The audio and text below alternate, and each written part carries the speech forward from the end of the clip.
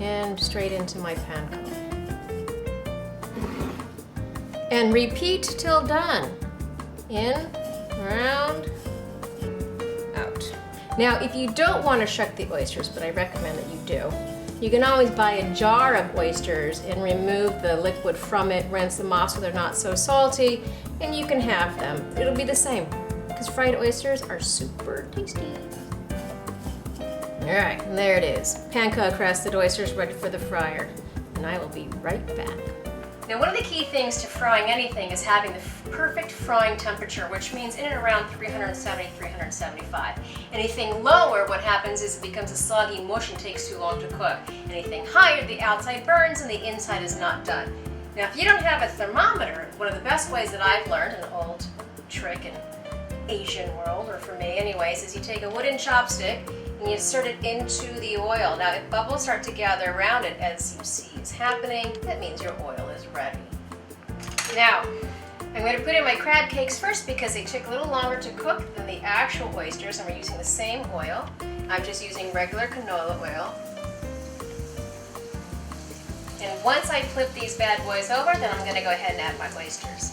One thing I want to say is that generally, I at home will always make sure that my oil will reach halfway up whatever food I'm frying, because that way it will cook it evenly when I flip it. For this, I would say for frying it, maybe 3 minutes on each side.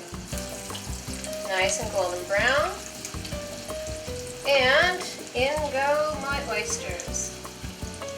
You never want to put too much into a pan. It'll take a lot longer for it to get up to the proper cooking temperature when you overcrowd your pan. So make sure that it's not overcrowded so it remains the same ambient temperature the whole time.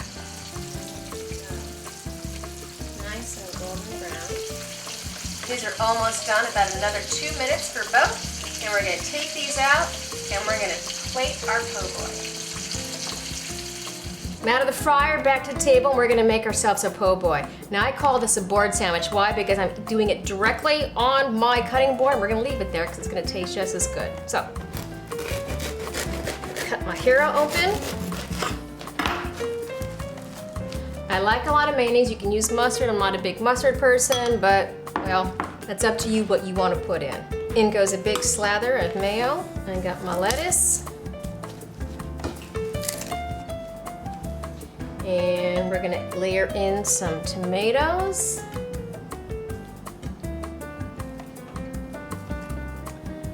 Oh, yes. This is a sandwich. Okay, Then we're gonna top it off with some delicious crispy oysters. Holy heckin'!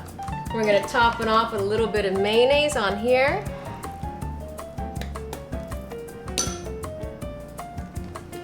Oh yeah! This is a po' boy with some crab cakes, fried oysters, mayo, tomato, lettuce. We're ready to chow down on this puppy. And you gotta remember, Lady Rosie at iHeart Recipes does her own version of a po' boy with shrimp, so you might wanna check it out after you make one of mine. Now it's time to do what? You got it. Well, let's take a bite. I bet you don't think I can do this either. All right. I'm not gonna wimp out for the heckin' proper way. Give it a good little smashy poo. Open wide.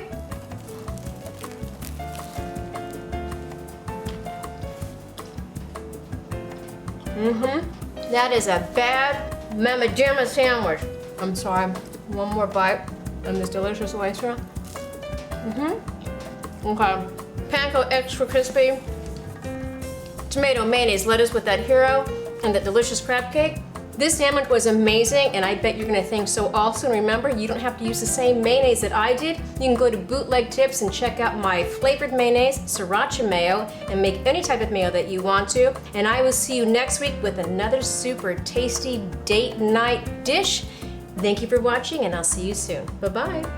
Hello, I am Chef Diane, and welcome to Bootleg Tips. Today we are going to learn how to shuck an oyster. Let me tell you something, these bad boys are some aphrodisiac.